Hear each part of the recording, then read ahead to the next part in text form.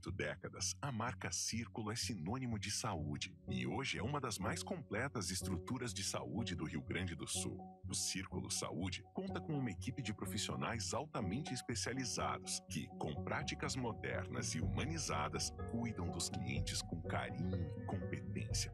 Além de um hospital próprio com acreditação nível máximo, referência no estado, laboratórios de alta tecnologia, ampla carteira de médicos, clínicas e hospitais credenciados e exclusivos centros de especialidades médicas, o Círculo mantém bases de atendimento em várias cidades. Para a tranquilidade e segurança dos clientes, os planos de saúde do Círculo também garantem médico 24 horas e atendimento nacional. Afinal, saúde é a nossa razão de ser. E inovação e vanguarda são predicados indispensáveis para estarmos a cada dia mais próximos de você. Círculo Saúde, mais que um plano, saúde de verdade.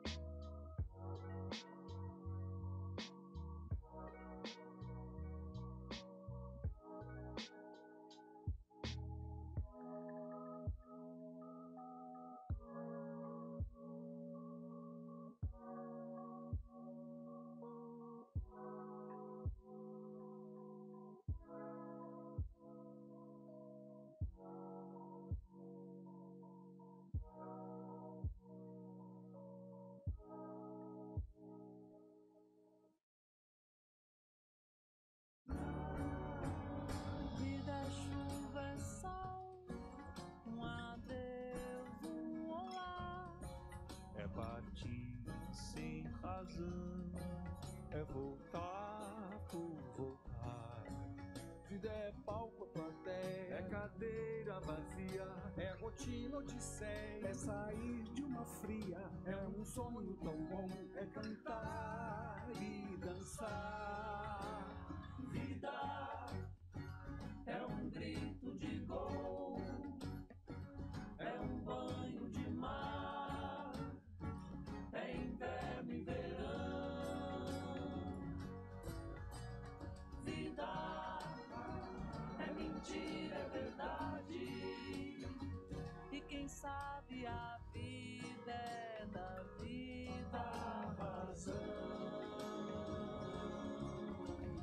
Vida. Parceria. União de pessoas para alcançar um objetivo comum. Que outra palavra descreveria melhor o enlace de nossa história com Caxias do Sul? Uma história que entrelaça origens, culturas, ideais e o sonho de fazer daqui um lugar melhor para se viver. Sonho que foi semente e que encontra solo fértil em quem acredita que é possível fazer acontecer. Celebrando os 120 anos de sua história, a Sicredi Pioneira tem orgulho de dizer que acredita em Caxias do Sul, porque Caxias do Sul também acredita na Sicredi Pioneira. E essa parceria que valoriza as tradições e comemora conquistas, discute novos rumos e fomenta o amanhã, se solidifica nos frutos que colhemos juntos. Porque juntos construímos comunidades melhores. Sabe por que a UX é diferente? Porque tem o teu jeito e fala a tua língua. Somos a universidade com a força da comunidade. Uma universidade que olha para o futuro, que está no ranking das melhores do mundo, mas que também é daqui, a única da nossa região. Estude na UX. Acesse agora mesmo ux.br e saiba mais sobre cursos e formas de ingresso. UX, pessoas em movimento.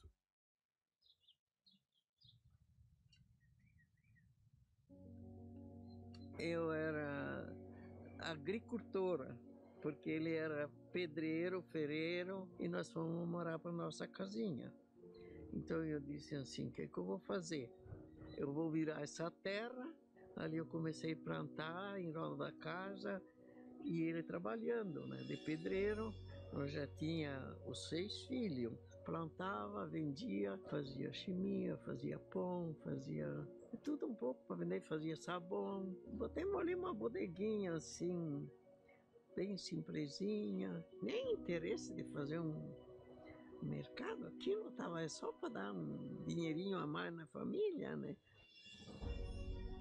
Ao longo dos anos, o Super Andreassa estabelece relações próximas e duradouras com clientes, funcionários e fornecedores. Expande os negócios na região e se consolida como uma das principais redes supermercadistas do sul do Brasil. O Grupo Andreassa cresce junto à região, ao lado das pessoas. Agora inaugura uma nova fase e lança o Vantajão Atacado Caxias, que junto à unidade de vacaria é um presente da família Andreassa para a região. Chegamos até aqui unidos pelo trabalho e uma certeza.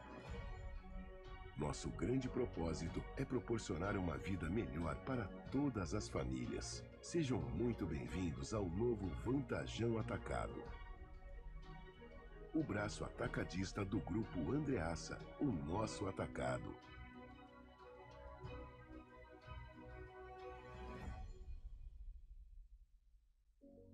Jamais eu plantei aquelas pequenas plantas que deu produto pensando numa coisa tão bonita que é hoje. Em 60 anos de atuação, o BRDE está presente na vida das empresas do Sul. Uma história de desafios superados, de resultados positivos e principalmente de parceria no desenvolvimento e sucesso de nossos clientes. E nesses anos todos, nos orgulhamos de nossa marca ter se transformado em um dos pilares de fomento de toda a região Sul. BRDE, 60 anos. Crédito para inovar e desenvolver. É muito bom poder olhar para trás e ver de onde veio o meu resultado. A certeza de eu ter sido preparada para estar onde estou reforça que fiz a escolha certa. O dia em que descobri que poderia aprender tantas coisas novas. A satisfação de vivenciar projetos únicos que marcaram para sempre meu caminho. Quando me foi apresentado o futuro. Saber que meu aprendizado me ajudou a me tornar uma cidadã responsável com a sociedade, indo além dos livros didáticos.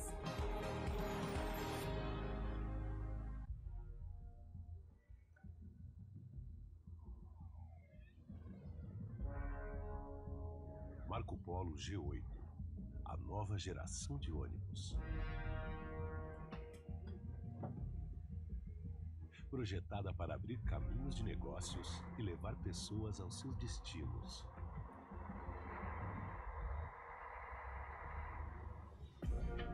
Oferecendo performance com competitividade para quem investe e segurança com conforto para quem viaja.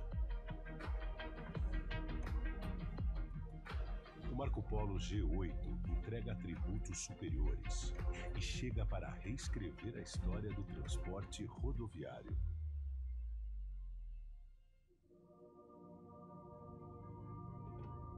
Definitivamente, o mundo visto pelas nossas janelas é muito mais bonito.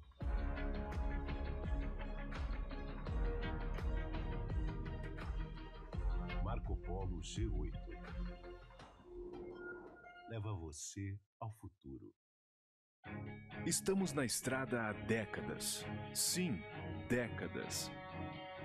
Nem daria para medir quantos quilômetros já percorremos, quantos sonhos realizamos, quantas riquezas de valor inestimável transportamos. Pessoas, bens, sonhos, prosperidade.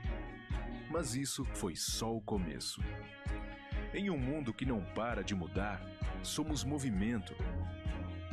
Frente aos desafios, nos superamos, nos reinventamos. Entre muitos, nos destacamos pela excelência. Com nossos clientes, a base é a confiança. Segurança é compromisso inegociável. Trabalho é alegria. E pessoas alegres nos levam mais longe. Nossa linha de chegada é o futuro. E o futuro não é fronteira, é oportunidade. De conectar pessoas a seus sonhos, de realização e de prosperidade. Porque estamos só começando. Empresas Randon, conectando pessoas e riquezas para gerar prosperidade.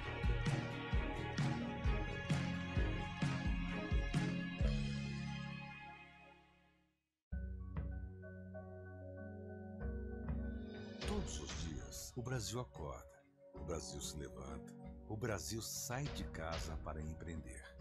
O Brasil é o João, a Suelen, Antônio, Moara. São eles, nossos empreendedores, que decidiram construir a sua própria história com seus micro e pequenos negócios. O Brasil também é a Lúcia, que trabalha na loja do João, o Josimar, que entrega seus produtos na cantina da Suelen, que faz as marmitas para o salão da Josiara. E é essa grande cadeia de empreendedores que movimenta nosso país. Eles são o Brasil. Eles são a alma do Brasil. E nós somos a força do empreendedor brasileiro. Somos o Sebrae que o Brasil conta há 50 anos, que contou ontem, conta hoje e vai contar amanhã. Sebrae 50+50.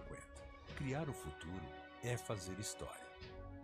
O conforto pra casa, a beleza pra vida, o bom gosto em primeiro lugar. Os momentos que nos fazem sonhar, como é bom contar com quem nos quer bem e está sempre ao nosso lado também. Móveis Dallas, ambientes feitos pra viver.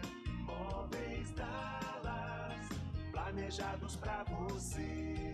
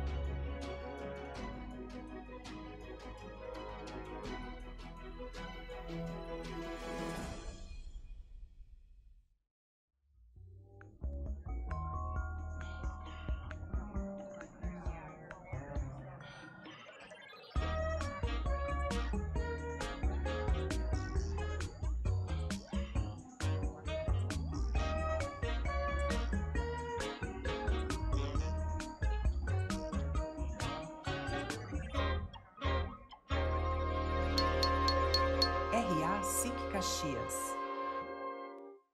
Bom dia. Senhoras e senhores, por gentileza, ocupem seus lugares. Bom dia novamente. Então, bem-vindos à nossa RA SIC Caxias, é a nossa penúltima edição de 2022. Semana que vem é a nossa última edição. E aí vamos retomar no dia 25 de janeiro. Na presença do nosso presidente Celestino, Oscar Louro, agradecemos o nosso palestrante, o executivo do Grupo RBS, Daniel Bertoli, que falará para nós sobre Lupa, um olhar profundo sobre transformações e desafios na jornada da compra digital.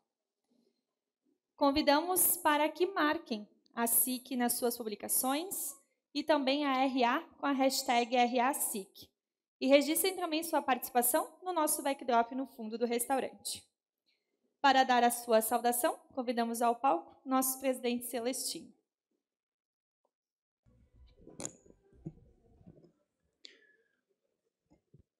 Cumprimento o nosso palestrante de hoje, o Daniel Bertoli. Olha, executivo do Grupo RBS, que logo mais falará sobre as transformações e os desafios na jornada da compra digital. Bem-vindo, Daniel. Representando a Prefeitura, coordenador do PROCON, Jair Zausa, bem-vindo. Representando a Câmara de Vereadores, a vereadora Marisol deve estar chegando em instantes, ela nos avisou que estava em deslocamento.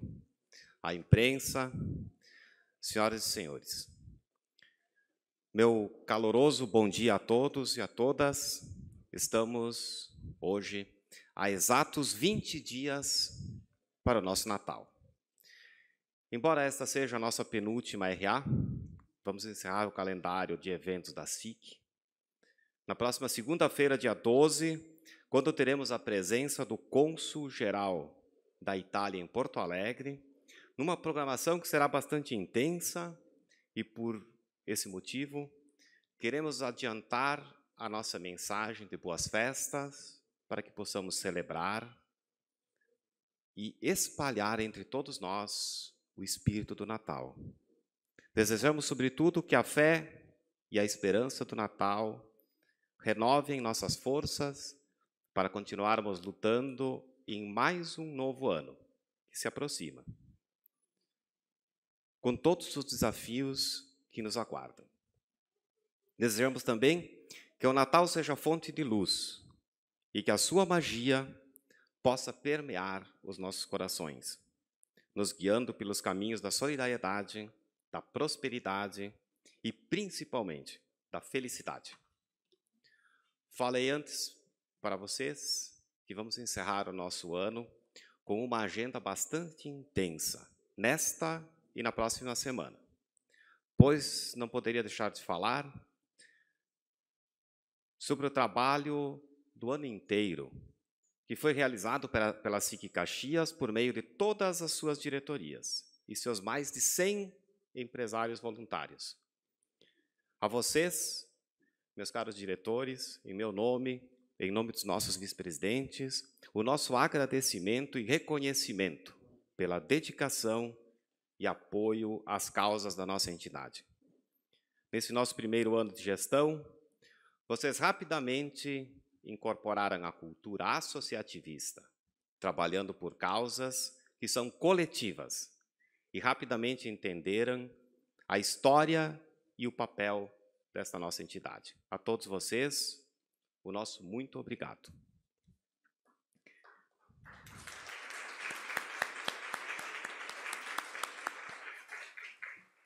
Queremos também parabenizar a nova presidente do Conselho da Empresária da SIC Caxias, a nossa querida Graziela Tesser, e a sua vice-presidente, a Beatriz Carenhato da Silva, que logo mais serão empossadas, desejando grande sucesso na gestão que se aproxima.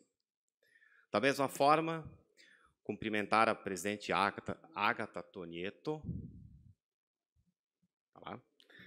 que desenvolveu um trabalho brilhante na sua gestão, fortalecendo a participação feminina na economia caxiense e regional. Os ganhos desse trabalho são exponenciais. A competência, a dedicação, a organização, o entusiasmo e a atenção aos detalhes são os grandes diferenciais femininos. E isto é visível nos inúmeros projetos encabeçados pelo Conselho da Empresária, que nesses 25 anos renderam frutos importantes para a SIC, para a classe empresarial e para toda a cidade e toda a região. Importante também ressaltar a sintonia fina com que as gestões da SIC, desde a criação desse conselho. Uma aposta que deu certo, que marcou época e faz história na nossa entidade. Parabéns a todas vocês envolvidas.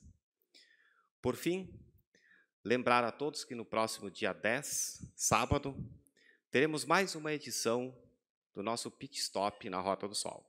Quem passar pelo quilômetro 166, na altura de Vila Seca, pode parar, não é blitz, para lá, deixa um abraço, prestigie todos os voluntários que estarão lá, fortalecendo a nossa campanha, que tem na sua mensagem, prudência salva vidas.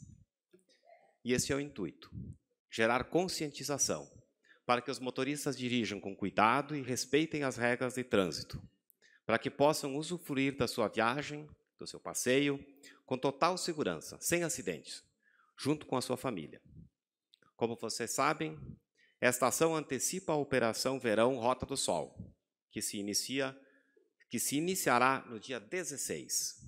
Já são 15 anos em que a SIC Caxias lidera ou está diretamente envolvida nesta iniciativa, que é operacionalizada pelas forças da segurança pública e as instituições de saúde de Caxias, com o apoio e o engajamento de todas as entidades sindicais e empresariais de Caxias. É a SIC Caxias trabalhando pelo bem-estar da comunidade e das pessoas que fazem parte dela. Muito obrigado e uma boa RA a todos.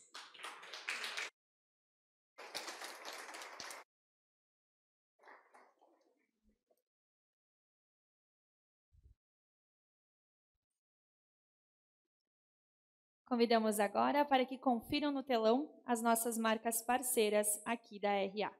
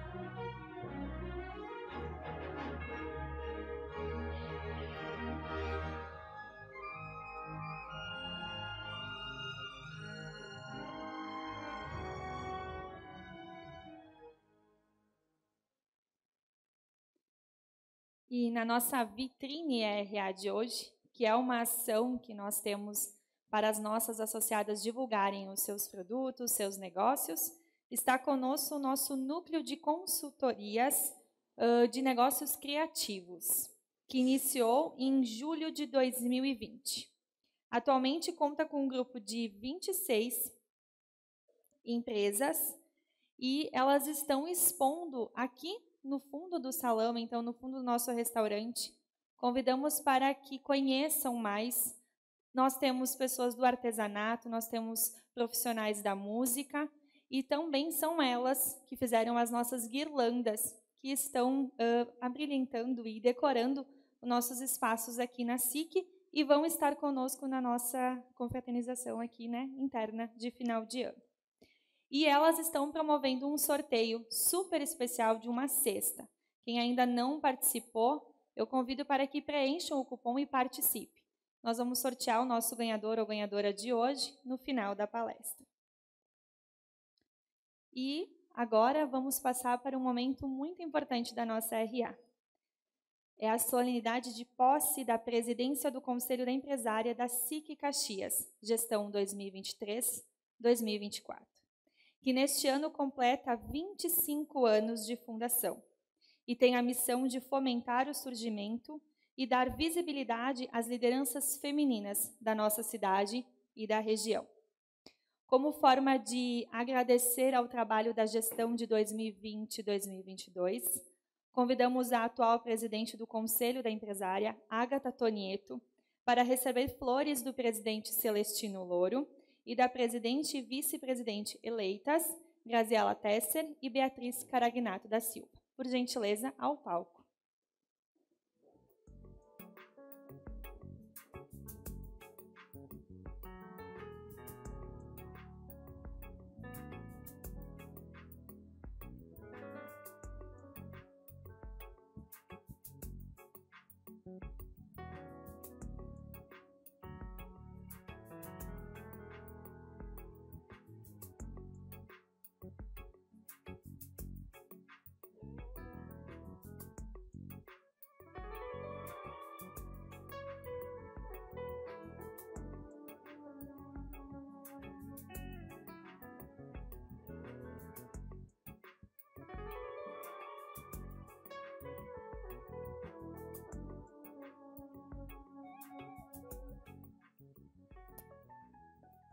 Agora passaremos para a assinatura do termo de posse. Convidamos o presidente Celestino, a nossa presidente Graziela Tesser e a vice-presidente, a senhora Beatriz Caragnato da Silva, para proceder com a assinatura.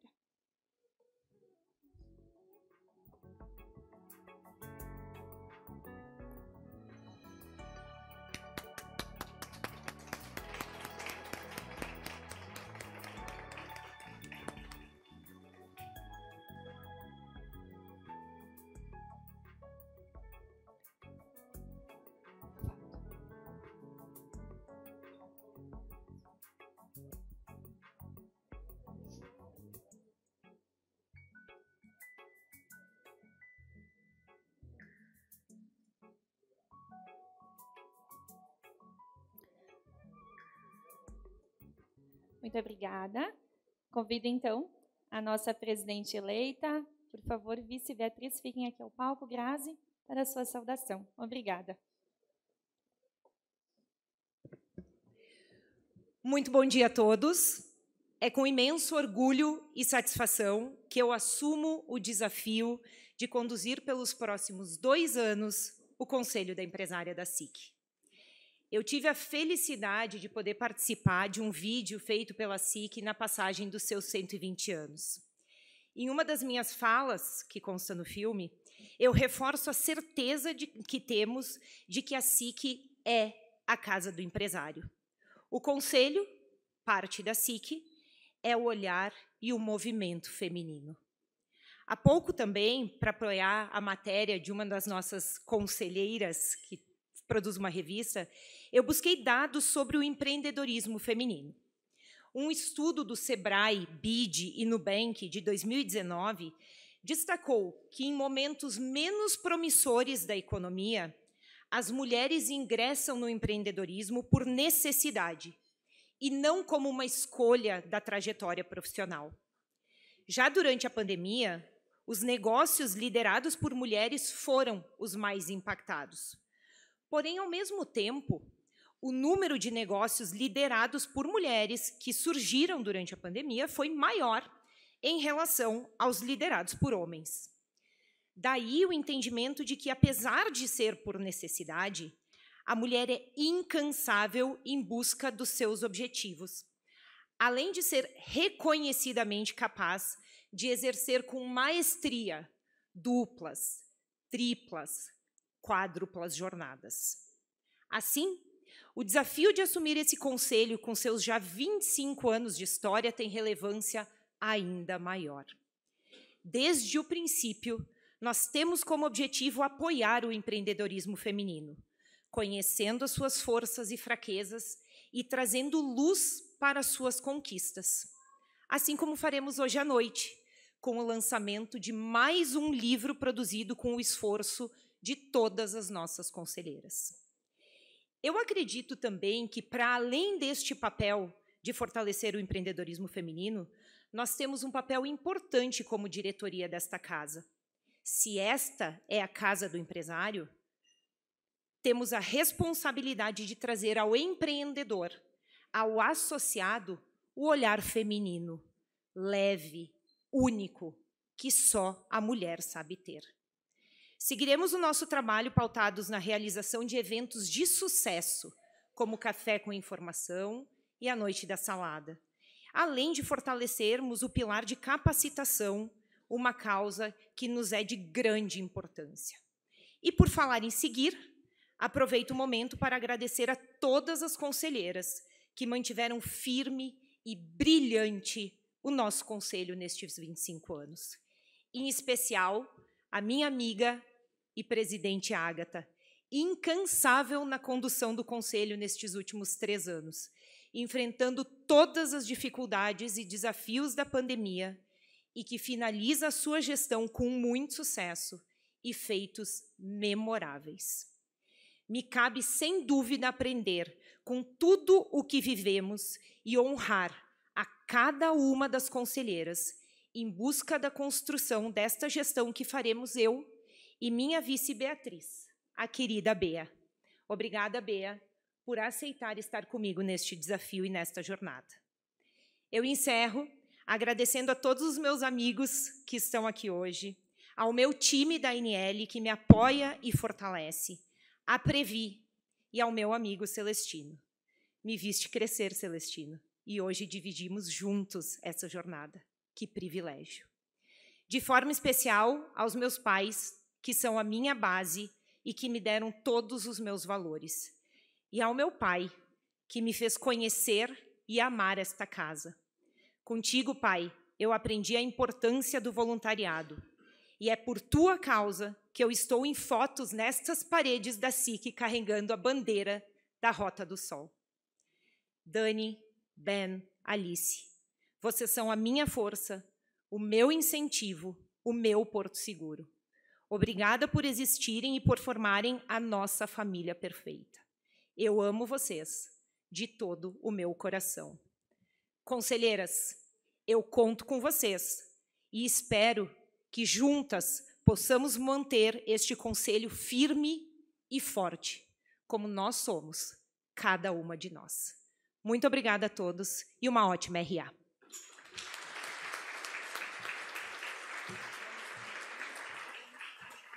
Agora.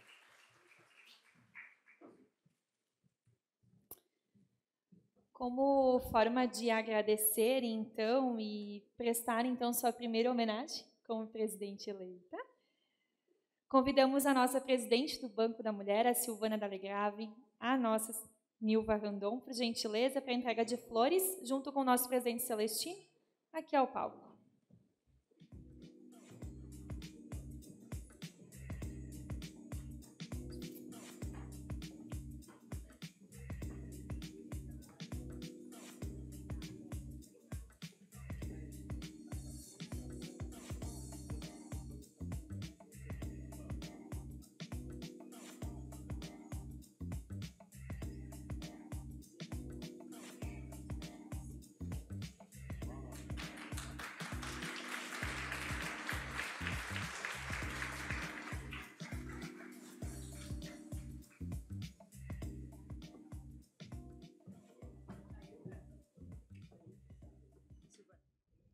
depois deste momento especial e importante para a nossa entidade. Vamos lembrar a todos que para as perguntas é só acessar o nosso Slido, aproximar a câmera no QR e fazer suas perguntas, que ao final do evento nós temos a sessão mediada pelo nosso presidente. E para a sua palestra, convidamos ao palco, então, Daniel, bem-vindo.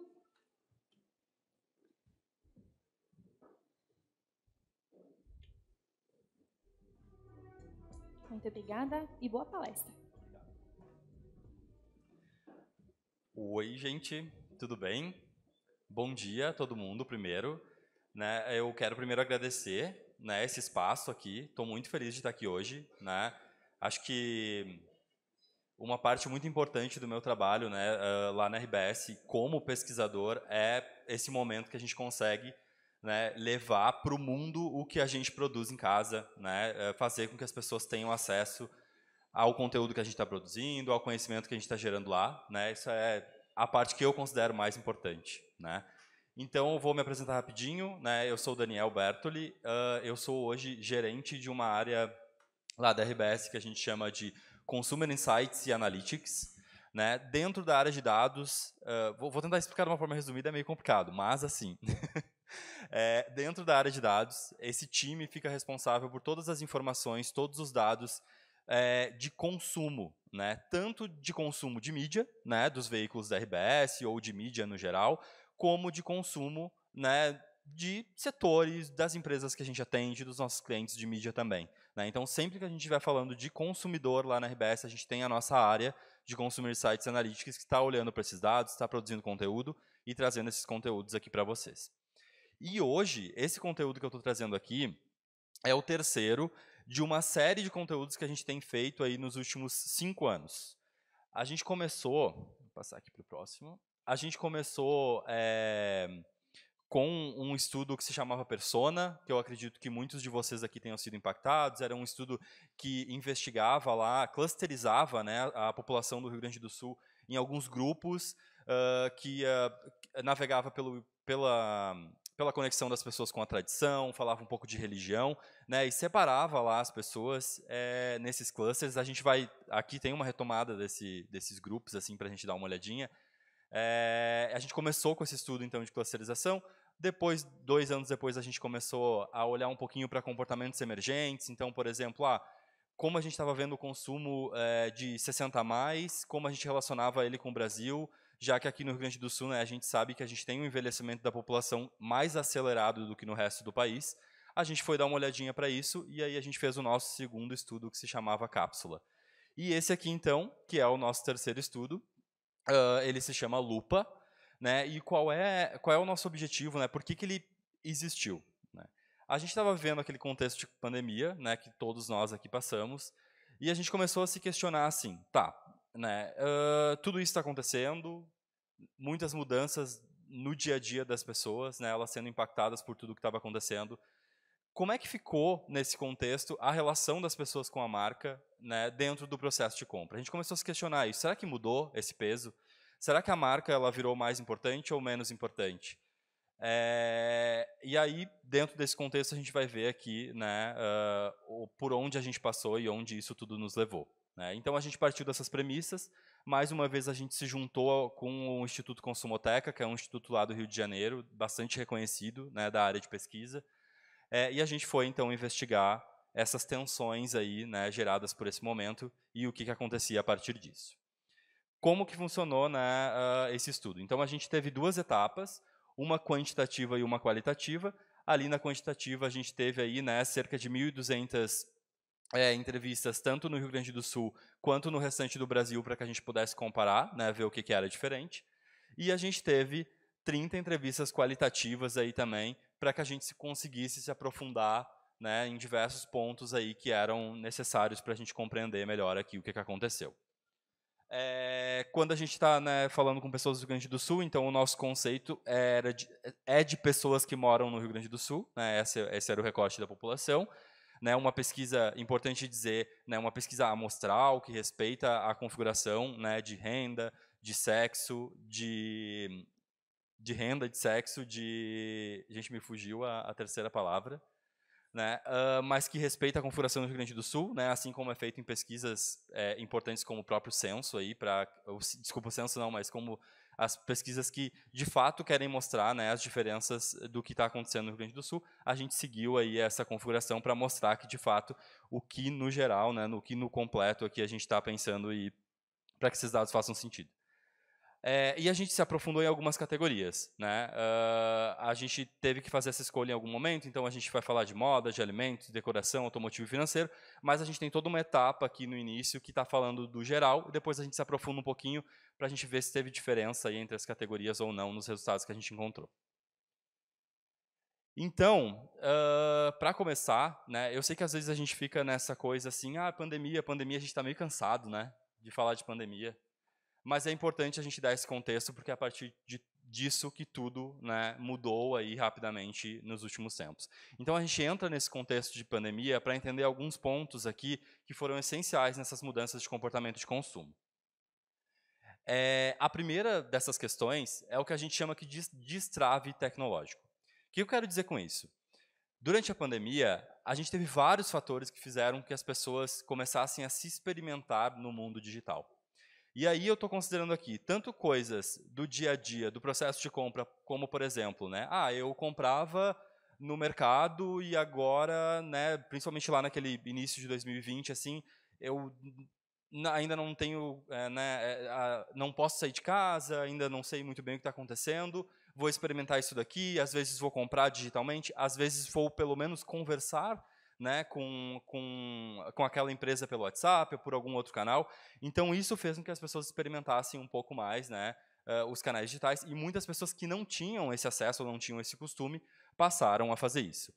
Mas, além disso, é importante que a gente considere o que vai além disso. Né, além desse uso ali, de fato, da tecnologia, do smartphone, né, ou do acesso ao computador, que é o que isso gerou no comportamento das pessoas fora do mundo digital também. Porque o que acontece? Eu vou lá, eu me experimento, né? Eu começo a usar um celular, eu começo a usar um smartphone, eu faço uma compra por ali, né? Ou eu tenho que acessar lá o meu auxílio emergencial e eu tenho que instalar o app e fazer o processo por ali para conseguir receber. Tudo bem, eu estou ali naquele momento dentro do mundo digital. Mas quando eu saio dele, eu estou indo para o mundo, eu estou indo para fora com uma experiência que eu tive no mundo digital. Embora eu não esteja mais lá, eu estou indo com uma lente diferente. Por isso que a gente fala aqui que a gente vai para fora com novas lentes para enxergar o mundo fora do digital também. Né? Então, isso é muito importante. Por mais que ali no título a gente fale, né, vamos falar de processo de compra digital, aqui a gente vai falar bastante também de processo de compra na loja física, justamente por esse entendimento de que o digital teve um impacto muito importante também nesse processo de compra fora, né, do ambiente digital, no ambiente físico. Então, quando a gente está falando de pandemia, a gente relaciona, né, vocês devem estar ouvindo bastante aí, né, quando a gente fala de pandemia, a gente conecta diretamente já com a aceleração digital, justamente pelas pessoas terem que experimentar, né, serem em vários momentos, inclusive, obrigadas a interagir de alguma forma com isso. E a gente também teve, aí durante a pandemia, né, um momento importante onde a gente teve que lidar com crise, a gente teve que lidar com desemprego e, principalmente, a gente teve que lidar com insegurança. Né? As pessoas não sabendo, de fato, o que estava acontecendo, confusas sobre onde buscar informação, sobre como, né, ter uma certeza do que a gente estava vivendo, do que fazer, de fato. Então, esse contexto aqui é super importante para que esses movimentos aconteçam. Pré essa aceleração, a gente vai ver que a marca ela tinha uma importância muito importante, ela tinha uma importância muito grande já, porque ela ajudava ali as pessoas já a contar quem elas eram. Isso não muda, né? Mas tudo isso que aconteceu teve sim um impacto e a gente vai começar a ver o que tem sido priorizado antes desse olhar para a marca aqui, a partir dessas mudanças que a gente teve. De uma forma muito resumida, né? Se eu tivesse que dizer uma coisa para a gente sair daqui hoje, uma frase, né, para a gente sair daqui e dizer no que se resume esse conteúdo todo, é que a gente vai ver que o consumidor, no geral, ele está mais pragmático do que nunca. Porque é justamente isso que a experiência digital gera na vida dele, faz com que ele entenda. Isso era muito restrito a um grupo muito pequeno de consumidores, que era aquela pessoa que era hiper engajada, né, aquele consumidor especializado que ia lá, pesquisava preço, pegava o celular, colocava num comparador de preços, mesmo estando na loja física. Isso era um comportamento que já existia, não é uma novidade, mas era restrito, né, a pessoas que estavam lá, né, mergulhadas já nesse mundo digital. E a partir do que aconteceu nos últimos anos, isso começou a ser uma realidade para mais consumidores. Então, vamos começar a ver aqui alguns resultados já na prática do que a gente descobriu, né, nessa pesquisa. Primeiro, né, que resume muito do que eu falei agora há pouco, as pessoas elas estão mais ferramentadas, né? Então, com a aceleração, está todo mundo mais apto, mais acostumado a manusear, interagir, né, com aplicativos, com plataformas digitais. Isso passou a ser uma realidade para mais pessoas. Com essa ferramentação, as pessoas passaram a descobrir novas oportunidades, né? Então, elas viram que aquilo que eu fazia antes de uma forma que talvez me despendesse mais energia, elas viram que existia uma forma talvez mais fácil de fazer aquilo, porque naquele momento ali, elas foram obrigadas, né, a acessar aquele serviço, aquela marca, aquele produto dentro desse ambiente. Isso tudo, né, fez com que ela tivesse aqui uma mudança importante na forma que ela lida com esse processo, né? Então, elas viram que elas tinham ali mais oportunidades, porque a gente já lidava no digital há mais tempo com algumas questões mais pragmáticas, e elas começaram a ser mais pragmáticas no geral, quando elas pensavam em comprar alguma coisa. A gente já vai entrar, né, no que eu estou chamando aqui de pragmático, vai ficar bem claro o que eu quero dizer. Então, o que a gente viu aqui é que a digitalização ela estimula uma visão que é mais racional e mais analítica para esse consumidor, né? Ele já vai chegar fora daquele ambiente digital com essas informações que ele aprendeu ali no digital. Por quê? E por que isso acontece? Porque lá atrás, quando começaram a surgir, né, as primeiras lojas digitais, os primeiros e-commerces, a aposta para fazer isso acontecer, para fazer com que aquilo funcionasse de verdade, partiu da oferta de questões mais pragmáticas que fizessem com que a pessoa tomasse a decisão de comprar por aquele canal. O que eu quero dizer com isso? Né? O e-commerce, durante muito tempo, se baseou, por exemplo, na oferta de desconto. Então, a gente já relaciona essas coisas, né? E isso ficou muito evidente na pesquisa quando a gente começou a estimular as pessoas a pensarem no ambiente digital. A gente chegava e perguntava o que elas relacionavam ali com o e-commerce, né, com a compra por esse canal, e diretamente já vinha desconto, frete grátis, né, entrega mais rápida. Então, esses elementos pragmáticos, né, que não estão necessariamente relacionados a uma marca, eles apareciam já automaticamente, porque durante muito tempo essa foi a forma com que se fez com que as pessoas priorizassem, né, a compra para que esses ambientes digitais crescessem. Então, há uma nova lógica, né, a partir dessa digitalização. Então, com tudo isso que aconteceu, as pessoas começaram a perceber essas características dessa forma nova de consumo, né? Então, por exemplo, no digital, elas saem com uma percepção de que existe ali uma valorização para o poder delas de escolha, né? Porque está tudo ali. As opções estão ali, né? É mais fácil de ter acesso a diferentes opções do que ela estar no ambiente físico. Isso começou a ser valorizado aqui porque elas começaram a perceber isso. Um outro ponto é a questão do teste, né? Então, elas poderem estar ali sempre testando, né? Olhando avaliações, entender onde ela ganhava mais dentro dessas questões pragmáticas, fez também com que ela tivesse aqui uma percepção de que o ambiente digital é um ambiente que possibilita muito mais testes para ela ali do que ela tinha nas experiências anteriores, né? Isso fez com que ela tivesse essa percepção. E aqui eu já adianto um ponto que vai aparecer lá na frente que é muito importante, assim. A gente sempre fala, né, de dificuldade de acessar o digital. A gente sabe que para uma parte relevante da população isso é difícil. As pessoas têm medo, né, de terem uma experiência ruim, de comprarem um produto e não receberem, né, ou de acabarem sendo enganadas de alguma forma lá nesse ambiente. E aqui o teste aparece como uma característica muito importante, assim, porque é a partir do teste, às vezes de uma oferta de um produto de entrada que é um pouco mais barato para que ela tenha uma experiência inicial com aquilo, que vai fazer com que ela crie confiança para continuar consumindo daquela marca que ela conhece no digital, né? Então, é uma característica do digital, e aqui a gente já tem esse ponto importante aí que também fica como algo para a gente se levar, assim, né? Será que eu não deveria oferecer lá um produto que tenha uma relação melhor de custo-benefício para que a pessoa teste aquele ambiente e continue, né, comprando depois da minha marca. E, por último, né, há aqui uma percepção de que ali ela pode ser leal às recompensas que são oferecidas a ela, né, justamente a partir dessas experiências positivas que fazem com que ela continue ali dentro desse ambiente. Para ir além disso, né, a gente entrou bem a fundo, né, no processo de compra digital, para que a gente conseguisse entender etapa a etapa o que acontecia aqui, desde o início, né, até, de fato, a pessoa ser captada por aquela marca e que aquilo fizesse com que ela voltasse a comprar lá nesse canal. Então, assim, tudo isso começa, né, no que a gente chama de materialidade, que é o acesso, né, que é a possibilidade da pessoa acessar aquele ambiente digital. Né? Infraestrutura, né, ela tem que ter um smartphone, ela tem que ter um computador, né, as pessoas cada vez mais passam a ter acesso a esses dispositivos, então o que a gente chama de materialidade aqui é o primeiro aspecto.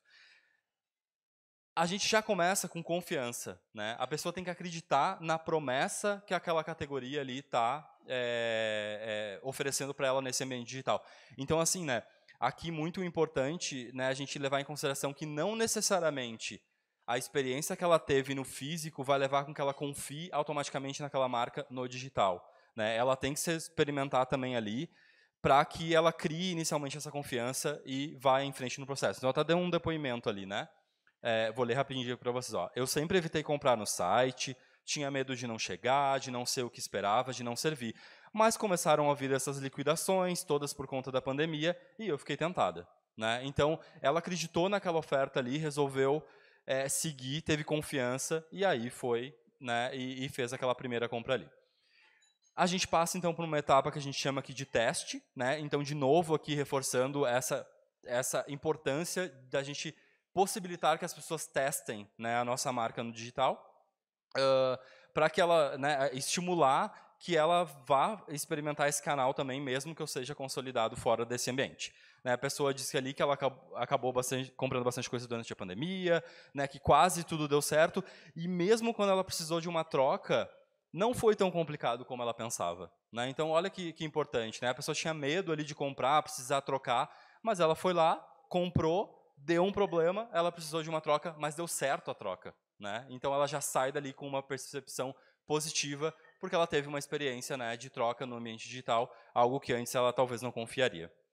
Depois, uma percepção de ganho, né? Então, ter uma experiência, de fato, bem-sucedida, né? Dar certo, comprar, receber, ter uma experiência, né? Avaliar aquela compra como uma compra positiva, também importante. E, por último, o que a gente chama ali, né, de captura, que é quando, a partir desse ganho, a partir dessa percepção de que aquilo está ok, que a pessoa continue, né, ali naquele ambiente e faça novas compras.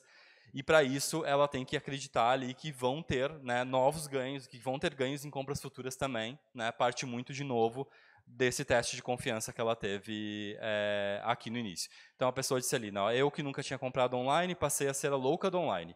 Com tanta oferta e sem precisar sair de casa, não tem como comprar. Né? Então, vocês veem que a pessoa ela já está ali conquistada, né, a voltar e fazer novas compras dentro daquele ambiente. Só que, como eu falava, né, essa lógica ela não se restringe apenas ao online. Né? As pessoas estão saindo desse ambiente, elas estão chegando lá na loja com todo esse pacote de novas informações, essa nova lente que elas criaram ali no online, né, também com essas expectativas que ela criou ali. Então, cada vez mais, as pessoas estão começando a exigir, né, essas experiências que elas tiveram online lá na loja física também. Né, que é muito daquela percepção assim, se eu tenho desconto lá no online, por que o preço no físico é diferente? Né? E durante muito tempo a gente viveu aquela coisa assim das pessoas, porque no online deveria ser tudo mais barato, porque a empresa nem tem custo, a empresa só tem um site, né? Ignorando total o centro, né, as necessidades de uma logística de entrega, né, tudo isso. Isso não é claro para o consumidor final. Né? Então, para eles, tinha muito essa percepção assim, tem que ser mais barato online, porque é mais fácil da empresa ir lá, colocar seu site, dá tudo certo, né? Como se não existe imposto, não existe entrega, não existe custo de nada. Mas, justamente por achar que lá era mais barato, e lá ela tem desconto, e lá ela tem frete grátis e tudo mais, as pessoas começaram a chegar no físico também com, né, esse pacote aí de percepções pragmáticas e começaram a exigir isso também. E aí, a gente... Vou fazer um hiato aqui daquele assunto para entrar num outro que está relacionado justamente à nossa localização aqui, né? Ao que a gente vive no Rio Grande do Sul. O que a gente percebeu? Tá, ali eu estava falando de pragmatismo, a gente ainda não entrou nesses pesos da marca, a gente vai entrar daqui a pouquinho, mas antes de tudo isso, a gente precisa dessa contextualização aqui, porque é uma coisa que pesa muito para a gente. É um diferencial que pesa muito para a gente, porque existem valores que vão além desses, que pesam nesse processo de compra e que não existem, né, no resto do Brasil e que a gente vive aqui no Rio Grande do Sul. O Rio Grande do Sul, né, tem um componente aqui que a gente chama de componente de expressão de identidade que não existe em outro lugar do Brasil. Né? E eu estou falando isso com propriedade porque faz 5 anos que a gente está mergulhado nessa questão aqui desse componente de expressão e a gente vê o quanto isso é importante, o quanto isso é sim um diferencial para a gente que vive aqui no Rio Grande do Sul. Então a gente foi testar isso mais uma vez, né, para ver o que tinha acontecido, se tinha também mudado alguma coisa durante a pandemia e o que a gente viu, né? A gente viu que assim, independentemente das novas possibilidades de conexão, né, que aconteceram e que foram potencializadas pela pandemia, a gente é muito diferente do resto do país quando a gente fala da relação das pessoas com aonde elas vivem. Exemplos. 76% dos nossos respondentes aqui do Rio Grande do Sul falaram que tem orgulho de ser gaúcho. Quando a gente olha para o resto do Brasil, apenas 51%, né, das pessoas ali na média dizem ter orgulho do estado que elas vivem. Né? Isso já é uma diferença imensa. Né? A gente está falando ali de 25 pontos percentuais a mais do que no resto do país. Então, olhem que importante. E aqui vão ter vários dados, né, que vão comprovar isso. Por exemplo, ali, né, 70% acham importante, né, manter as tradições como forma de valorizar a cultura do estado. E aqui é interessante dizer, lá quando a gente pesquisou há 5 anos, esse dado é praticamente igual. Esse percentual de 70% é basicamente o mesmo. Né? Tem uma diferença ali mínima que está dentro do erro amostral da pesquisa, mas a gente tem esse bloco enorme de pessoas aqui, né, que acham importante manter as tradições, né, como forma de se conectar com o estado. Quando a gente olha lá para o resto do Brasil, né, 40%. Muito menor. E aqui também, 64%, né, afirmam que se reconhecem através da cultura do Estado, né, um percentual quase parecido. Mesma coisa, Brasil, né, bem menor do que isso. Aqui tem algumas outras coisas também. Né, a gente foi entender, se fala muito em pertencer ao Estado, à cultura, mas o que isso representa, o que isso significa? Né, o que significa a palavra pertencer para essas pessoas? A gente viu aqui, né, que um dos pontos principais é relembrar as origens das histórias. Né, eles consideram que isso é pertencer ao Estado. 62% lá disse que prezam pelas raízes culturais, né, e no Brasil 36% falou. Então, de novo, uma diferença relevante. E, por outro lado, ali, né, também relacionado a pertencer, tem essa questão de apreciar as tradições, né, que é, de fato, colocar em prática aquilo com o que a gente se identifica. Né? Além de entender que aquilo é importante, o quanto eu coloco aquilo na prática. Né? Então, 63% ali diz que coloca em prática, né, que tem prazer em seguir tradições do Estado. E aí vocês veem que isso no Brasil é muito pequeno. Né? 30% ali tem o prazer de seguir alguma tradição do seu próprio Estado. Né? A gente sabe que a gente tem tradições aí que, inclusive, a gente leva para fora quando vai morar em outro Estado, em outro país, que não é algo assim tão comum dos outros estados do Brasil. E aqui, né, só para fechar esse bloco de Rio Grande do Sul, mais alguns dados aqui que a gente colocou aqui só para, de novo, bater bastante, né, neste ponto aqui. Aí, 66% valoriza tudo o que é nascido aqui na região. Né, então, a importância de ter um discurso conectado, né, um discurso de marca, inclusive, conectado com o Estado. Isso no resto do Brasil é 32%. 65% aqui fala que consumir marca local é uma forma também de valorizar a cultura do Estado. Né? Lá fora, 36%. E 62% aqui que afirmou que consumir de marcas locais fortalece o senso de pertencimento do Estado. Né? Então, a pessoa está, às vezes, até fora do Estado, consumindo marcas daqui. Isso no resto do Brasil também tem uma relevância muito menor do que a gente tem aqui no Estado. Então, vamos considerar isso como um fator diferencial, né, quando a gente está olhando para esse assunto aqui de relação de marca com características pragmáticas aqui no Rio Grande do Sul. Mas, né, o que é importante a gente ver, então vamos voltar lá depois desse ato para o que a gente estava falando. Na prática, a gente vê que a gente tem esse fator extra acontecendo, mas o nosso consumidor aqui do estado, ele também está nessa confusão de aqui misturar as duas coisas, né? Então, assim, se de um lado ele tem acesso, né, sem fronteiras hoje, porque ele começou a navegar mais nesse mundo digital, para esse olhar pragmático, né, ele aprendeu a ter esse olhar mais pragmático, a exigir, né, esses pontos. De outro, a gente conecta o orgulho regional, né, o prazer de apoiar o que é local, a tradição dessas marcas que ele consome daqui, né, com outras propostas de valor que as marcas têm trazido aí para eles. Né? Então, mesmo isso tendo uma relevância enorme, né, essa questão da tradição aqui, vocês podem ver que, mesmo assim, as pessoas estão misturando as duas coisas, né, a partir dos aprendizados que elas tiveram na pandemia. Vamos entrar, né, agora de cabeça nesse assunto mesmo de marca e de pragmatismo. O que eu quero dizer, né, sobre uma percepção conjunta aqui, né, uma construção, uma visão conjunta quando a gente mistura essas coisas após essas experiências pandemia aí. De um lado, a pessoa está esperando, a pessoa está exigindo o que a gente chama aqui de o mínimo esperado, né?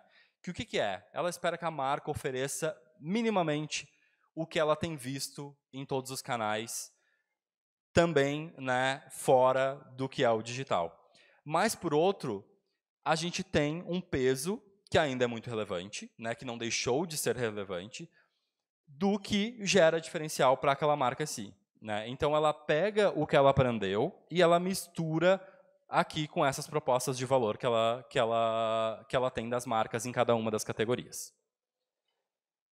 Tentando resumir, né, a gente fez esse desenho aqui para que a gente conseguisse entender o que a gente está querendo dizer. A gente tem, então, todo esse pacote, né, do que a gente chama ali de pragmatismo, né, e a gente chamou ele ali de pacto completo e imutável. Né? Tudo que a pessoa vai chegar no processo de compra exigindo está aqui dentro desse blocão rosa aqui, pragmatismo. Mas, em volta desse pacote, a gente tem, sim, um monte de atributos subjetivos de marca, né, que vão sofrer variações aí conforme a categoria, e esse é um dos principais assuntos que eu vou falar daqui a pouquinho também, que vão alterar a percepção, né, da pessoa dentro desse processo de compra, sim. Então, a gente tem esse pacote de pragmatismo, mas a gente tem toda essa camada aqui subjetiva, que é super importante também. O que eu, né, falei sem parar de pragmatismo, e agora também sobre essas questões subjetivas, o que eu quero dizer com isso? Né? Quando eu estou falando em pragmatismo, eu estou falando, então, de todas essas experiências que ela teve lá no mundo digital e que agora ela vai levar para fora. Então, estou falando de preço, estou falando de promoção, estou falando de tempo de entrega, de fretes, de comparação de marca, variedade, cashback, cupom de desconto, tudo aquilo que é, de fato, pragmático, né? Que são esses atributos que estão mais em comum, não tem aí nada de subjetivo. Né? Ela sabe onde é mais barato, onde o frete está mais em conta, onde a entrega é mais rápida. Isso é o que eu quero chamar, é o que eu estou chamando aqui de pragmatismo.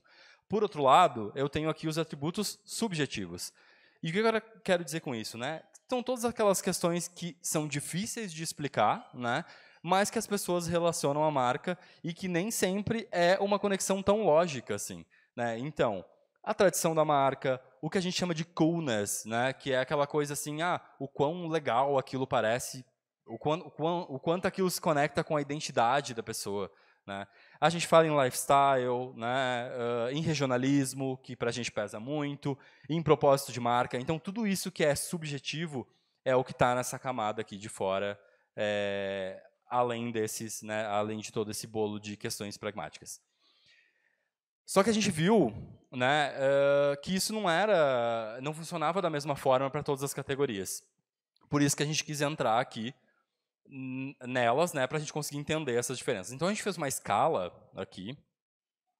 Tá? Então, pulei um slide, mas né, a gente viu que muda o peso e a proposta de valor, né, que diferenciam as marcas dentro das diferentes categorias. Então, a gente fez essa escala para mostrar onde, né, cada um dos fatores pesa mais e onde pesa menos, né? Então, começando lá do início, a gente tem as categorias onde hoje, né, nesse cenário, nessa fotografia captada por essa pesquisa, os atributos pragmáticos têm sido mais utilizados, né, mais importantes do que os atributos subjetivos de marca. E aí a gente vai navegando nas categorias para chegar, né, até as categorias aqui, onde os atributos subjetivos acabam tendo um peso ainda muito forte, né, quando a gente está considerando aqui, né, esses dois fatores entre o que é pragmático e o que é subjetivo. Então, vou, né, rapidamente só entrando aqui em alguns exemplos, mas quando a gente olha para produtos financeiros, o que apareceu muito assim para a gente? Que a oferta é muito parecida. E a oferta sendo muito parecida, eu, consumidor, acabo olhando mais para esses atributos pragmáticos para fazer a escolha de onde eu vou me envolver. O que aconteceu, né, com o produto financeiro? A gente tem visto muito banco digital surgindo, né, muita oferta de banco digital. E isso fez com que as pessoas começassem a olhar, e muitas das campanhas dos bancos digitais são, né, conectadas com esses atributos pragmáticos, né? Então, eu ofereço a conta que não tem taxa, né? Eu ofereço cashback, né? Eu ofereço lá investimento. Então, isso tudo a pessoa consegue entender mais facilmente aonde ela tem maior vantagem. É claro, né? Eu não quero... Aqui é importante que a gente também entenda que nem sempre isso é tão lógico para todo mundo. Mas, nesse setor aqui, né, a gente já sabe que a oferta tem ficado parecida, né? E a oferta ficando parecida, as pessoas acabam considerando de uma forma mais intensa, né, esses atributos pragmáticos. Isso acontece também, né, muito ali no setor de eletro. Aqui já tem um pouquinho mais de peso, né? Vocês podem ver dos atributos subjetivos, porque aqui a gente tem marcas muito consolidadas dentro desse setor, e isso é muito importante, tanto marcas do varejista quanto marcas dos produtos em si, né? Mas também é um setor aí que a gente vê que tem muita comunicação focada em atributos pragmáticos, né? Eu entrego primeiro, eu cobro mais barato pelo meu frete, né? Eu ofereço cashback, então isso também aqui é importante. E aqui, por outro lado, né, a gente tem uma outra parte, quer dizer, uns outros setores aqui, onde a gente tem um peso muito maior ainda de marca de atributo subjetivo. Por exemplo, né, o setor automotivo, onde a gente tem aqui...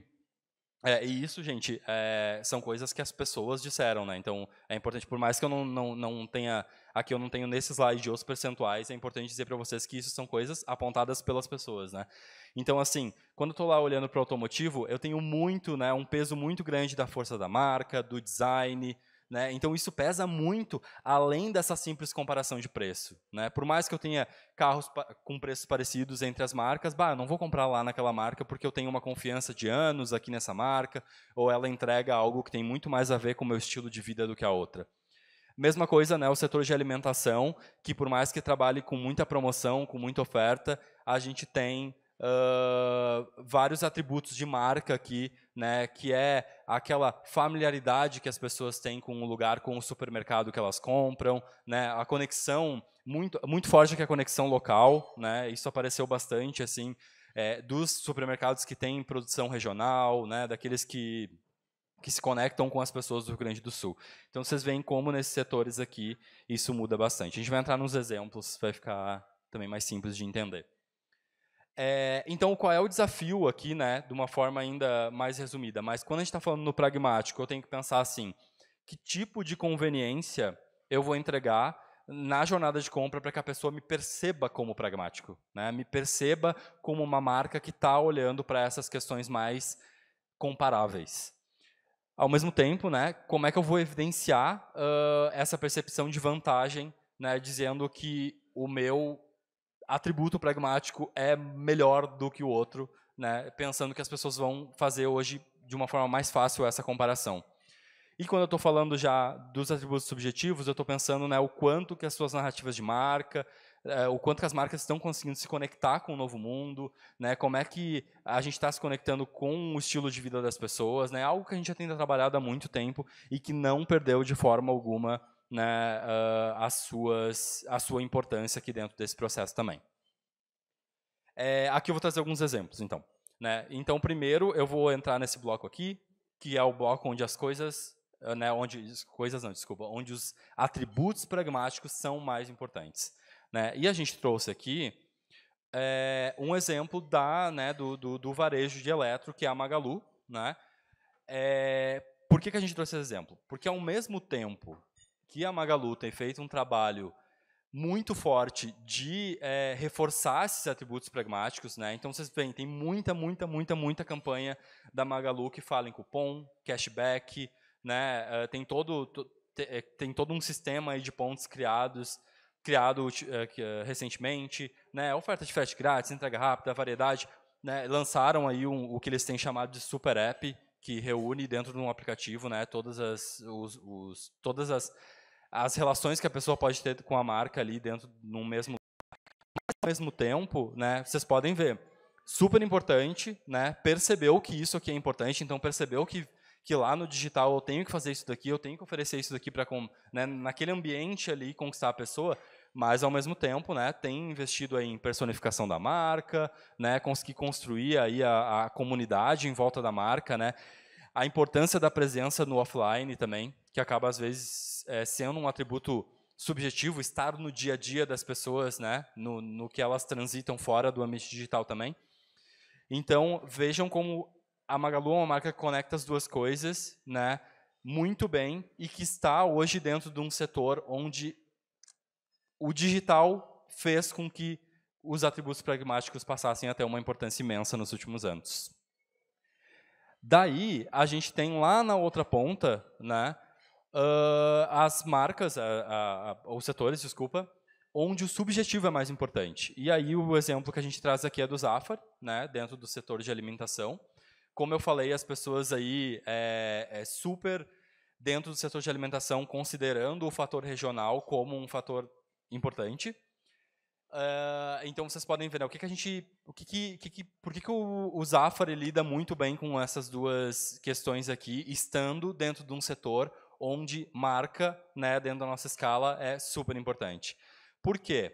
Por mais que o Zafar entregue atributos subjetivos, né, como uma jornada padronizada, né, eu entro num Zafar em diferentes lugares, eu sei como aquilo vai estar organizado, né, os dias específicos de promoção, o cartão da loja, né, variedade de produto e marca que é parecido, né, muda um pouco conforme a região e tal, mas é parecido.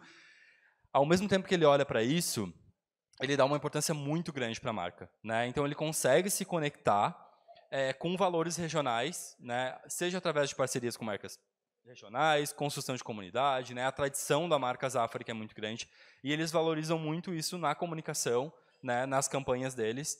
Então, eles conseguem pesar muito bem essas duas coisas, né, e já conseguem enxergar a comunicação deles a partir desse ponto aqui de importância dos atributos subjetivos dentro do setor que eles atuam hoje. E aí a gente vai aqui para o meio, né, que são aqueles setores que estão ali, né, não estão nas pontas aqui do da nossa escala, né, e aí tem uma relação mais equilibrada entre as duas questões, né. A gente tem aqui moda e beleza e casa e decoração, e eu vou trazer aqui um exemplo, né, de moda e beleza, que é a Shein, né. A gente tem visto aí o que é o tamanho que a Shein se tornou, e eu acho que a gente tem algumas coisas que a gente pode beber aqui de aprendizado a partir dessa relação aí entre marca e o que é pragmático. Por quê? Talvez a primeira coisa que a gente conecte quando a gente pensa na Shein são justamente os atributos pragmáticos. Porque a gente sabe que as pessoas compram na Shein porque é barato, porque tem cupom, porque tem cashback. É a primeira relação que eu faço. Mas a Shein também já sacou que tudo bem eles oferecerem isso, né, mas não é só isso que basta ali dentro dessa categoria que eles estão. Justamente por isso, né, que eles têm feito um esforço muito grande de comunicação aí, principalmente nesse ano agora que a gente passou, de conseguir se conectar com valores que vão além disso, né, que vão além desse desconto, para conseguir, de fato, fazer com que, né, as pessoas valorizassem, né, e priorizassem a compra neles também. Por isso, né, que aí, eu acho que foi semana passada, acho que faz umas 2 semanas, né, que eles lançaram a loja deles, a primeira loja deles no Brasil. Se não me engano, teve uma no Rio de Janeiro, agora tem uma em São Paulo também, que gerou uma fila enorme lá, justamente por entender, né, que precisava dessa conexão além do digital também, precisava de uma conexão que ia além desse atributo pragmático.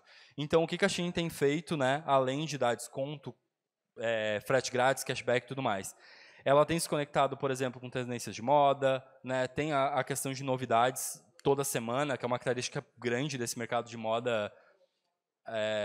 Né, ela tem feito muito buzz nas redes sociais, construção de comunidade, né, tem defendido aí uma bandeira muito importante de democratização de corpos também, né. Eles entenderam que o público principal que compra na Shein é um público que leva esse ponto aqui como um ponto importante, e eles têm feito essa conexão também, né. E aí, a partir aí de como eles fazem isso, né? Eles têm feito campanhas aí com influenciadores, né, se conectaram com a Anitta, com outras celebridades, para conseguir fazer com que as pessoas se conectassem mais com a marca deles.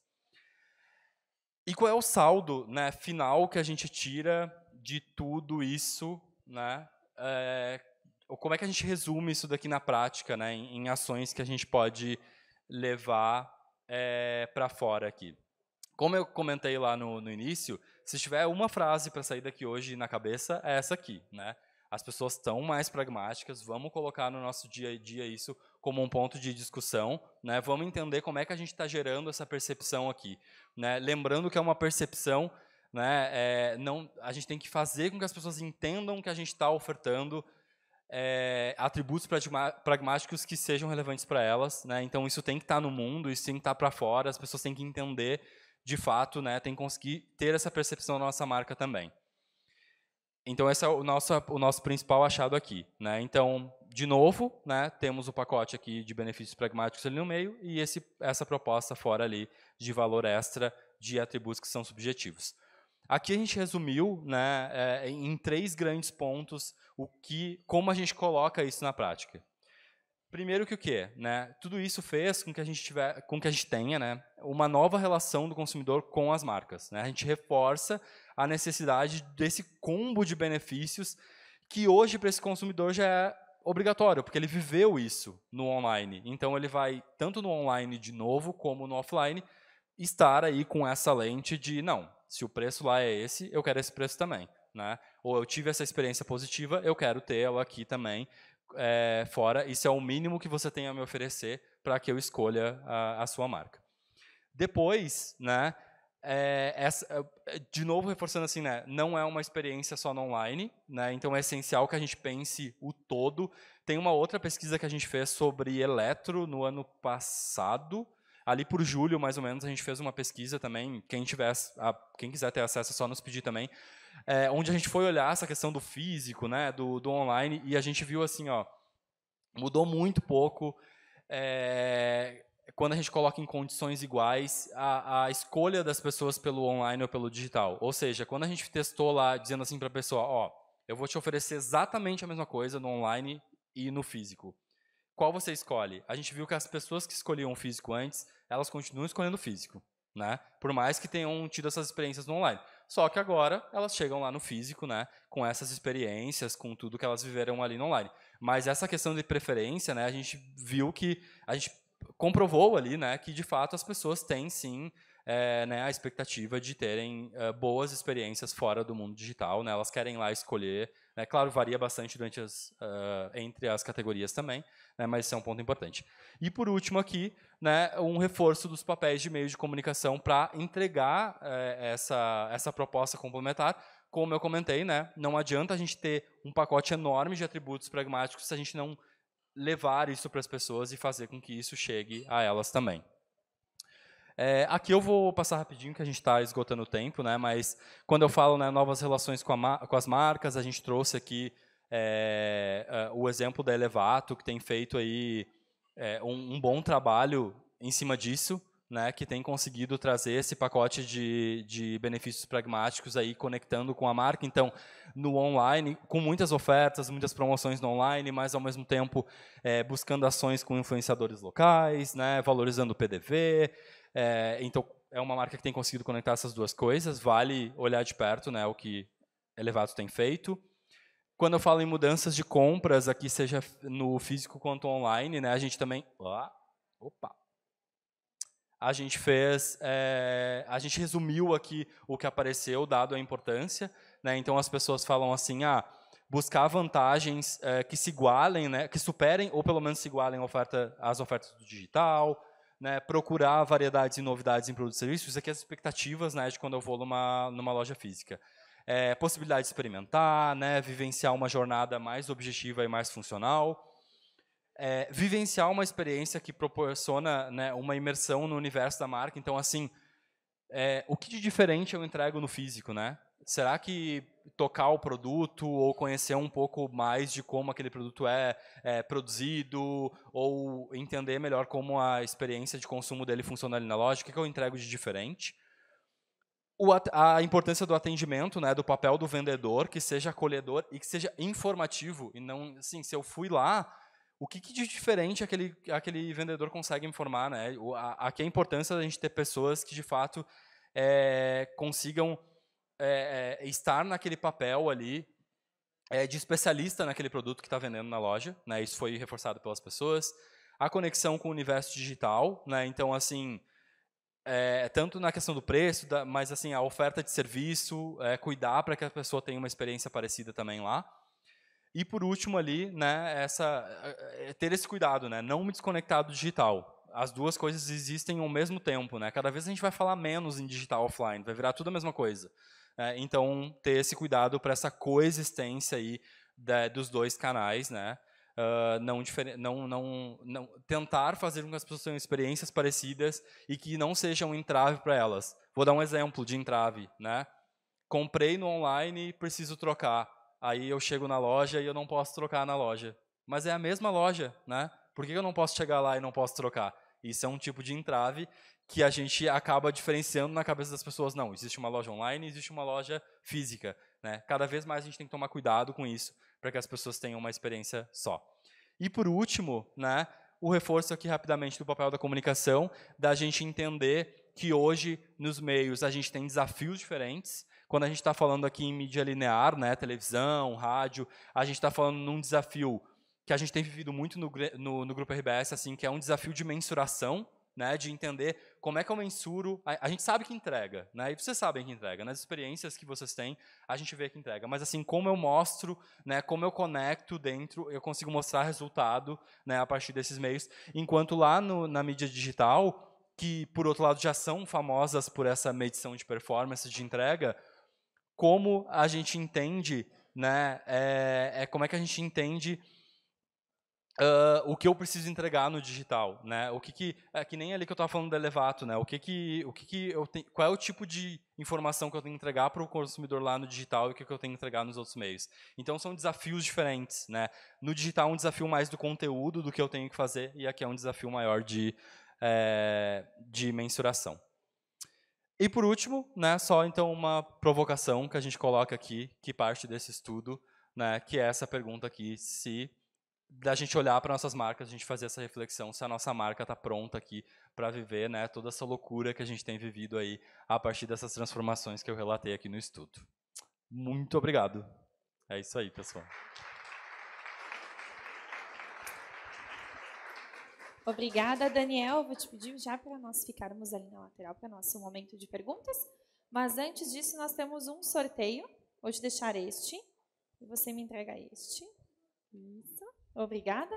Nós temos, então, o nosso momento do sorteio. Então, hoje o sorteio é com o nosso Núcleo de Negócios Criativos. Paloma, por favor. Presidente, já vem ao palco para a sessão de perguntas e foto com o ganhador ou a ganhadora de hoje. E, ó, tira o sortudo. Todo com o senhor. Tá que nem Silvio Santos. Então, o nosso sortudo que vai levar a cesta do nosso Núcleo de Negócios Criativos é o Lucas Dalcin, da Protesul. O Lucas se encontra? Por gentileza, Lucas.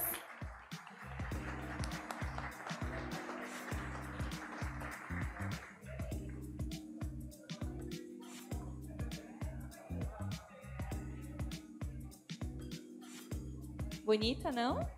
Bonita essa cesta do nosso núcleo.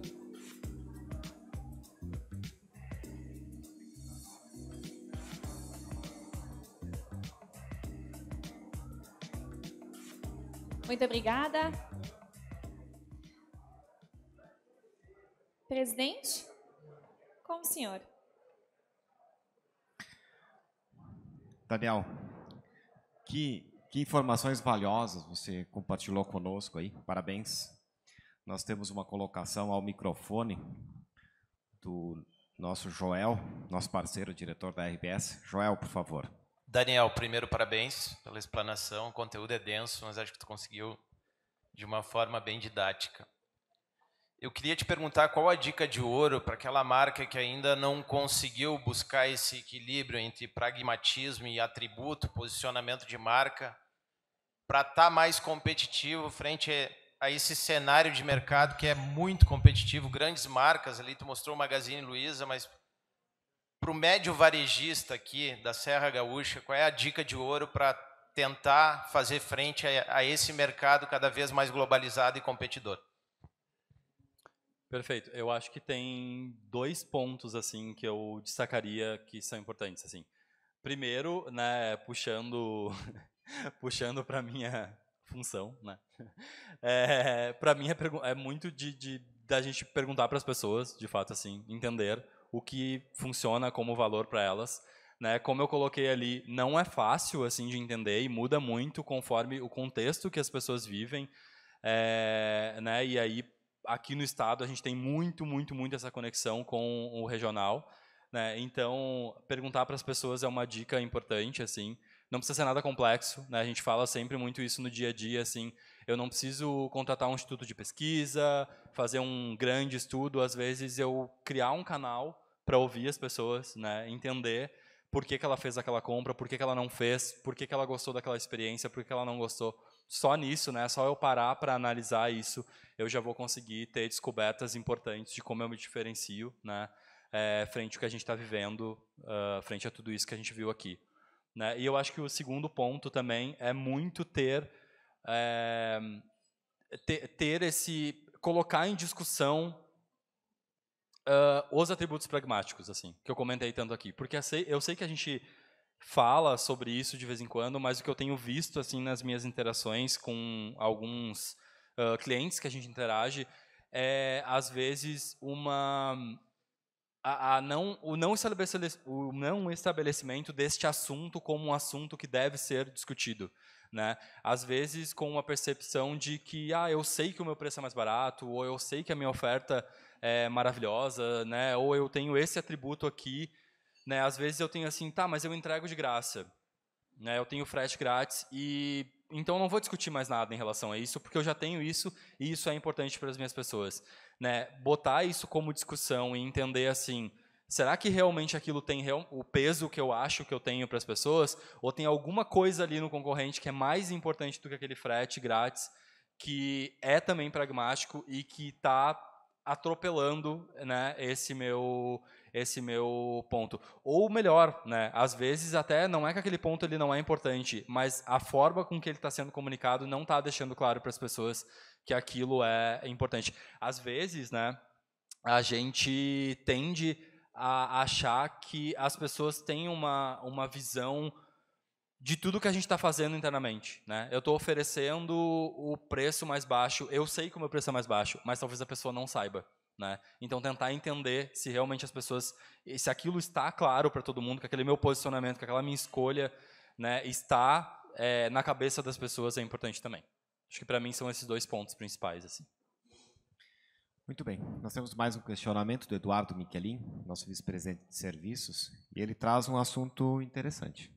Como é que se faz para atrair essas pessoas com um pouco mais de idade, ou aquele grupo de pessoas que não são nativas digitais, para esse mundo digital? Como é que nós atingimos eles? Perfeito, perfeito. Esse é um baita ponto, né? A gente tem hoje, trazendo uma experiência pessoal, assim, quando a gente atende internamente lá no Grupo RBS, os nossos assinantes digitais, né, de GZH, a gente tem uma parcela deles, né, que são pessoas de mais idade, que têm uma dificuldade grande de conseguir, né, tanto de utilizar o serviço, né, de como a gente conseguir conversar com essas pessoas para entender como se dá o consumo deles, porque se eu mandar uma pesquisa online, né, se a pessoa não tem facilidade ali de acessar esse e-mail, ela não vai me responder, né? Então, por exemplo, quando eu estou falando em pesquisa, a gente acaba tendo que ir para outros canais, ou visitar as pessoas, ou até ligar, né, encontrar elas, fazer com que a gente consiga aí esse contato fora desse ambiente digital, né? Eu acho, assim, é bem difícil de conseguir fazer, né, de integrar as pessoas. Eu acho que a gente tem que ir para caminhos onde a gente consiga criar uma relação onde a gente ensine elas a consumir daquela forma, né, porque elas estão sendo expostas às vantagens que as pessoas veem no digital, porque as pessoas que interagem com elas acabam trazendo isso, né?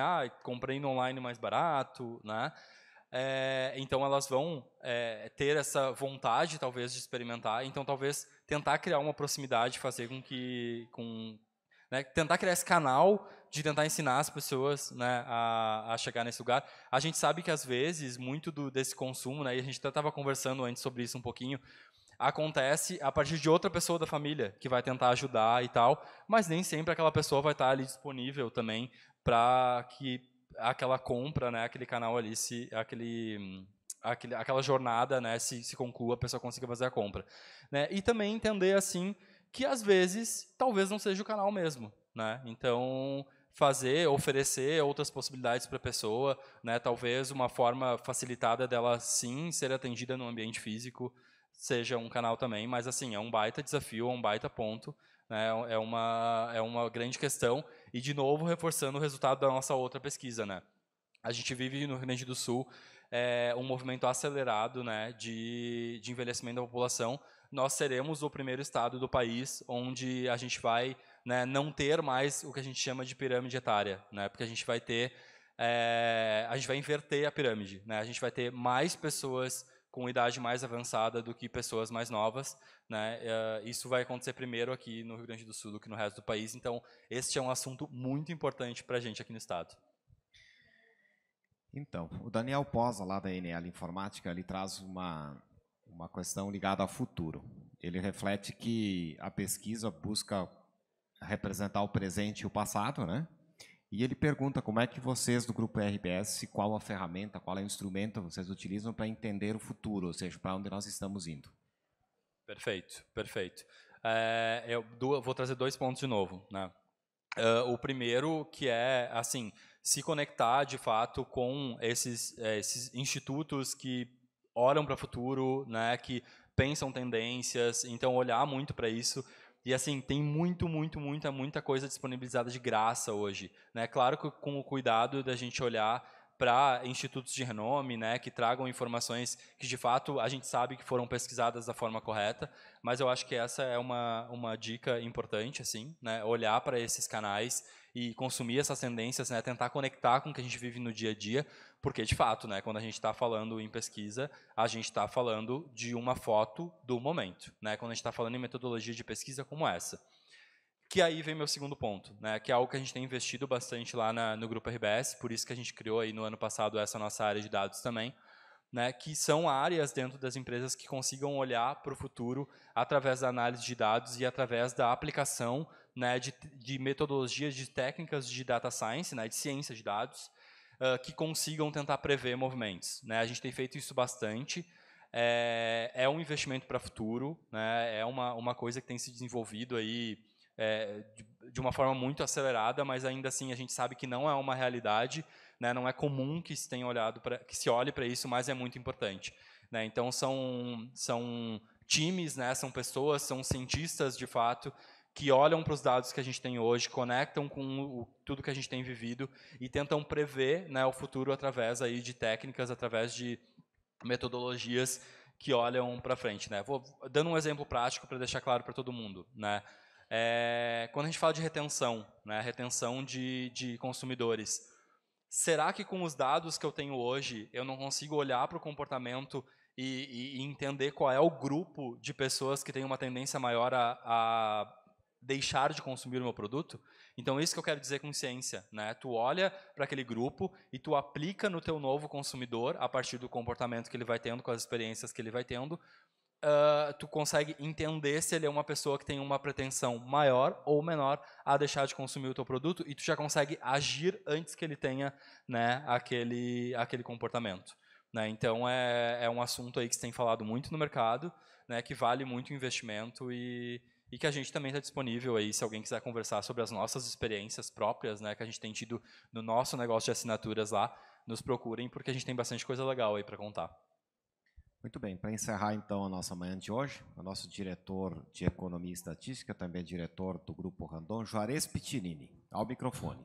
Obrigado, presidente. Daniel, parabéns aí, como disse o Joel, é um assunto denso, mas é inevitável, é imprescindível a gente tratar de dados. Na sua fala, por algumas vezes, teve a colocação de que o marketing digital ele tem que oferecer benefícios para que as pessoas se conectem e passem a usar.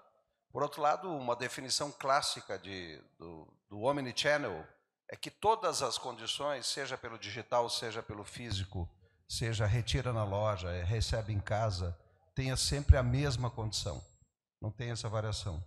Por quanto tempo ainda a gente vai ter situações como, por exemplo, a gente chegar no hotel e tentar fazer uma reserva no balcão e alguém falar, não, faz pelo site, que é mais barato. E a gente fica se perguntando, só um pouquinho, mas eu estou aqui. Por que eu tenho que entrar no site para ser mais barato? Eu queria entender um pouco sua visão nesse sentido.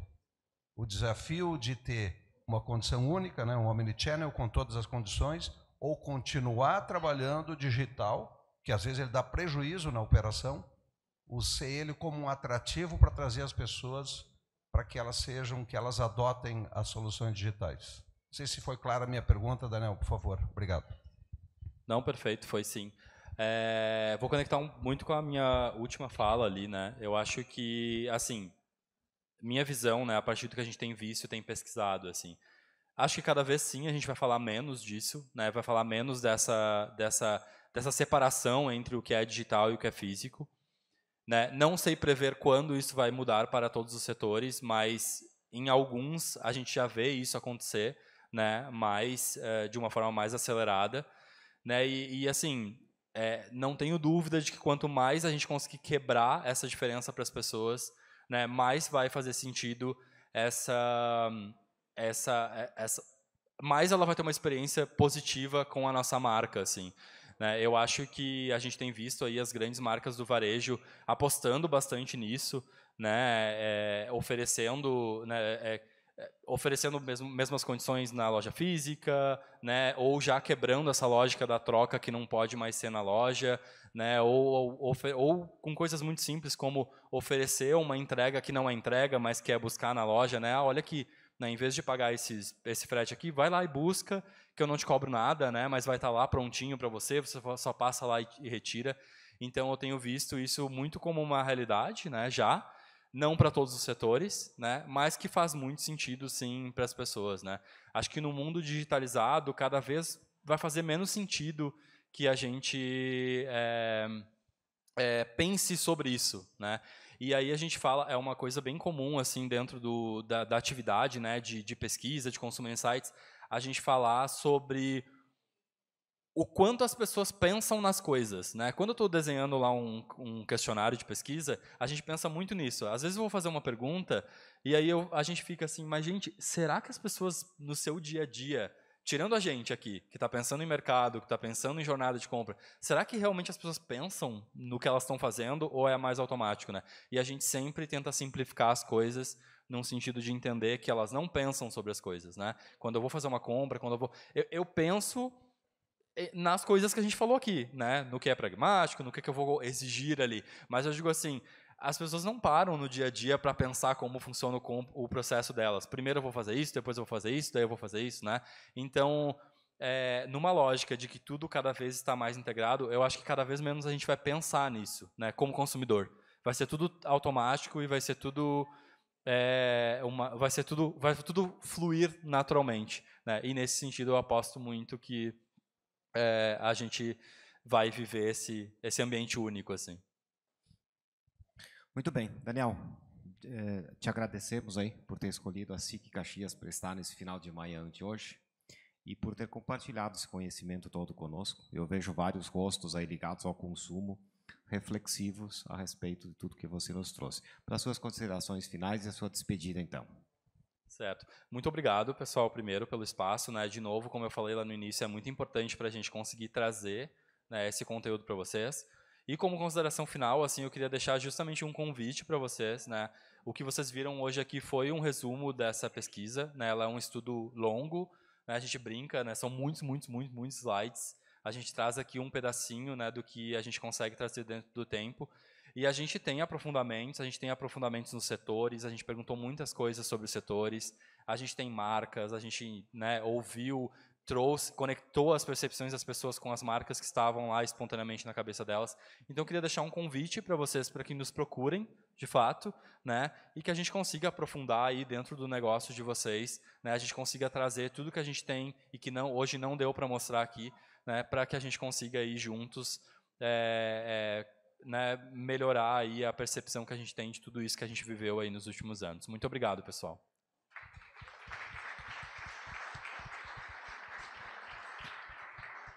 Muito obrigado a cada um e a cada uma ótima e produtiva semana. Lembrando que na próxima segunda-feira nós teremos aqui o cônsul-geral da Itália na nossa RA. Obrigado, uma boa semana a todos.